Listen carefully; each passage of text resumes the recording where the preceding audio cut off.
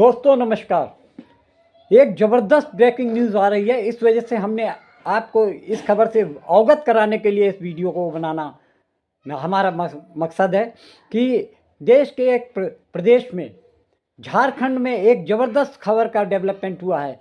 वहाँ पता चला है कि 2 दिन से लापता शिबू सोरेन के बेटे हेमंत सोरेन, जो कि झारखंड के मुख्यमंत्री हैं, पिछले 2 दिन से लापता चल रहे थे और ईडी, सीबीआई और जांच एजेंसियां उनको तलाश रही थी। यहाँ पता चला कि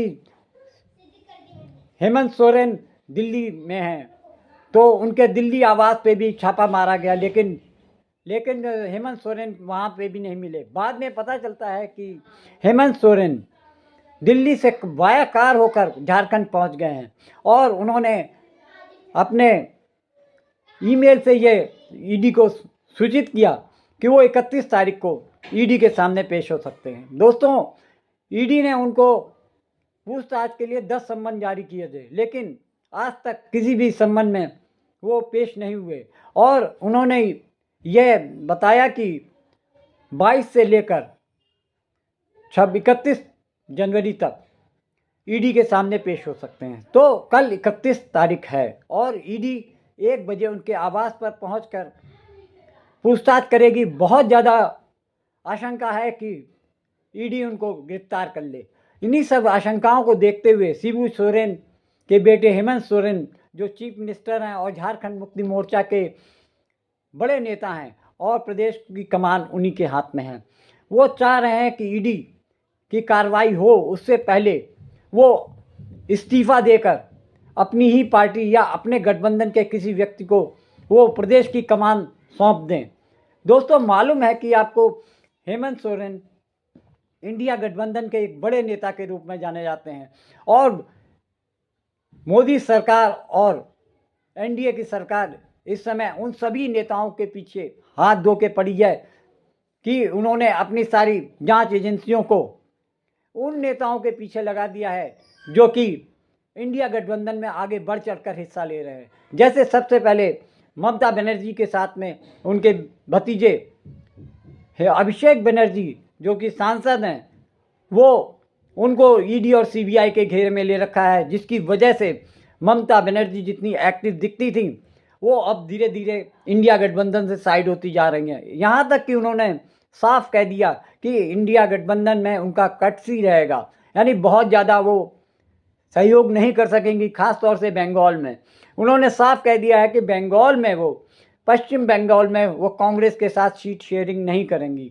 ये एक इशारा है कि उन पे भी दबाव है, मोदी सरकार का एक दबाव है कि अगर आप इस इंडिया गठबंधन में आगे बढ़ चढ़ के हिस्सा लेंगी, ईडी, सीबीआई और इनकम टैक्स साथ में और भी दबाव आप पे डाला जा सकता है। दोस्तों, आपको मालूम होना चाहिए कि अभिषेक बनर्जी के साथ उनकी पत्नी रुजैरा बनर्जी के ऊपर भी ईडी और सीबीआई की निगाहें हैं। वो किसी खदान मामले में, कोयले खदान मामले में उन दोनों को दोषी बनाते हुए ईडी और सीबीआई जांच कर रही है। पिछले काफ़ी समय से ईडी और सीबीआई ने अभिषेक बनर्जी को और उनको छूट दे रखी है, ये सिर्फ इसलिए कि ममता बनर्जी आने वाले लोकसभा चुनाव में बीजेपी के साथ थोड़ा तालमेल कर ले, उनको कुछ सीट पश्चिम बंगाल में देने की इजाज़त दे, साथ में उनकी 18 सीटें तो कम से कम ये आधा दर्जन सीट पे वो पश्चिम बंगाल में अपनी जीत हासिल कर सके। ये सब एक डील चल रही है। इसी तरीके से ये हेमंत सोरेन के ऊपर भी शिकंजा कसा जा चुका है। उनको पिछले कई महीनों से ईडी ने 10 सम्मन दिए, लेकिन वो एक भी सम्मन में ईडी के सामने प्रस्तुत नहीं हुए। तो इससे साफ जाहिर हो रहा है कि ईडी अब अपना पूरा मन बना चुकी है कि हेमंत सोरेन को किसी ना किसी तरीके से जेल के पीछे पहुंचाना है और उनकी पार्टी को तोड़कर वहाँ पे भी ऑपरेशन लोटस खिलाना है। उनको ये मालूम है कि जैसे ही सरकार जाएगी तो उनके कुछ विधायकों को तोड़ना बीजेपी के लिए बहुत बड़ी बात नहीं है।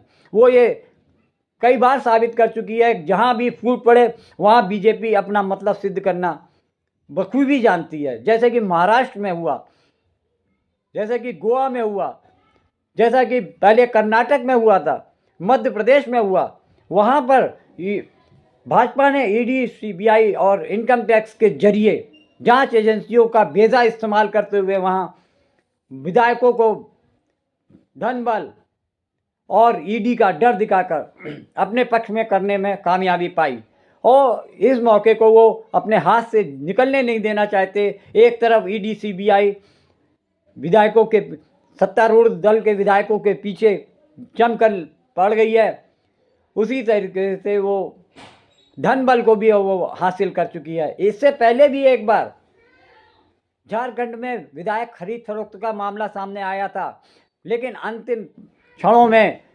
हेमंत सोरेन के नॉलेज में आ जाने की वजह से ये तख्ता पलट नहीं हो सका और बीजेपी को मुंह की खानी पड़ी, और उस मामले में हेमंत सोरेन अपनी सरकार बचाने में सफल हुए। वहाँ पर आरजेडी और कांग्रेस का गठबंधन है जो कि काफ़ी समय से चल रहा है, और तीनों ही दल बड़ी खूबी के साथ में सरकार को चला रहे हैं। ये बात भाजपा को यानी मोदी सरकार को बिल्कुल भी नागवार गुजर रही है कि उनके चाहने के बावजूद सरकार कैसे शांतिपूर्ण ढंग से चल सकती है। वो ये इन प्रकार किसी भी तरीके से झारखंड की महागठबंधन की सरकार को गिराना चाहते हैं। शिबू सोरेन पे के बेटे हेमंत सोरेन पे कुछ खदानें उनके नाम होने का आरोप लगा है। ईडी इस मामले को लेकर उनसे जांच पड़ताल कर रही है, साथ में कुछ ज़मीन का भी मामला है। इन्हीं सब चीज़ों को लेकर सीबीआई ने हेमंत सोरेन पे शिकंजा कसना शुरू किया, और स्थानीय झारखंड बीजेपी मोर्चा भी इसी धुन में लगा हुआ है कि किसी तरीके से हेमंत सोरेन ग्रिप में आए और वहाँ पर एक बार फिर से बीजेपी की सरकार स्थापित हो जाए। लेकिन ऐसा दिख नहीं रहा, क्योंकि हेमंत सोरेन काफ़ी एक्टिव हैं और उन्होंने ये तय कर लिया है कि अगर वो इस्तीफा देते हैं या जेल जाते हैं तो उससे पहले वो अपने गठबंधन की एक सरकार बना के जाएंगे। इसी वजह से उन्होंने 30 तारीख की शाम को अपने विधायकों की एक बैठक बुलाई, और उन्होंने इस बैठक में यह तय करने का निर्णय लिया है कि सरकार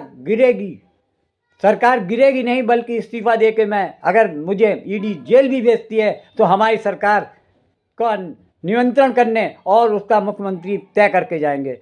इस मामले में एक नाम बहुत काफ़ी तेज़ी से चल रहे हैं। एक नाम तो हेमंत सोरेन की पत्नी कल्पना सोरेन का नाम भी चल रहा है, जो कि जैसा कि जानते हैं कि परिवारवाद में लालू प्रसाद के जेल जाने के बाद राबड़ी देवी को सरकार का जिम्मा मिला था। उसी तरीके से हेमंत सोरेन भी चाहते हैं कि सत्ता की डोर परिवार के भीतर रहे, और बस इसी बात का फैसला करना है कि कोई और उनके मुकाबले अपना नाम पेश न कर दे। तो इस वजह से वो अभी इस चीज़ को लीक नहीं कर रहे हैं। हो सकता है लेकिन कल तक ये फाइनल हो जाएगा कि झारखंड की जो नया सीएम हेमंत सोरेन के जेल जाने के बाद, या जेल नहीं भी जाते हैं तब भी वो अपनी गद्दी किसी ऐसे विश्वसनीय विधायक या अपनी पत्नी को दे के जाएंगे, जिससे कि सरकार की कमान सोरेन परिवार के बीच में रहे। दोस्तों, ये तो भविष्य के गर्भ में है कि कल क्या होता है, लेकिन सारी चीज़ें तय हो चुकी हैं कि ईडी इस बार हेमंत सोरेन को छोड़ने वाली नहीं है। वो किसी ना किसी तरीके से ये इनके इन प्रकार फंसा कर जेल भेजने का पूरा मन बना चुकी है, और ये सब जानते हैं, ये सब जनता भी समझ गई है कि इंडिया गठबंधन के सभी नेताओं के पीछे ईडी और सीबीआई क्यों लगी रहती है। इसीलिए लगी रहती है, या तो आप गठबंधन छोड़कर भाजपा में आ जाइए, या फिर आप सीबीआई, ईडी और पुलिस, इसके अलावा जो भी प्रेशर वो डाल सकते हैं विधायकों की खरीद फरोख्त करना, इन सब में बीजेपी माहिर है। और उम्मीद ये है कि कल तक झारखंड को एक अपना नया मुख्यमंत्री मिल जाएगा। दोस्तों, आज के वीडियो में इतना ही। अगर आपने अभी तक मेरा चैनल सब्सक्राइब नहीं किया है तो सबसे पहले मेरा चैनल सब्सक्राइब कीजिए। अगर आपको निष्पक्ष, निडर और साहसिक पत्रकारिता का साथ देना है, जनता की आवाज़ बनना है, तो मेरे चैनल को मेरे न्यूज़ चैनल और वीडियो को अधिक से अधिक लोगों के बीच में शेयर करें, लाइक करें और सब्सक्राइब करें। धन्यवाद।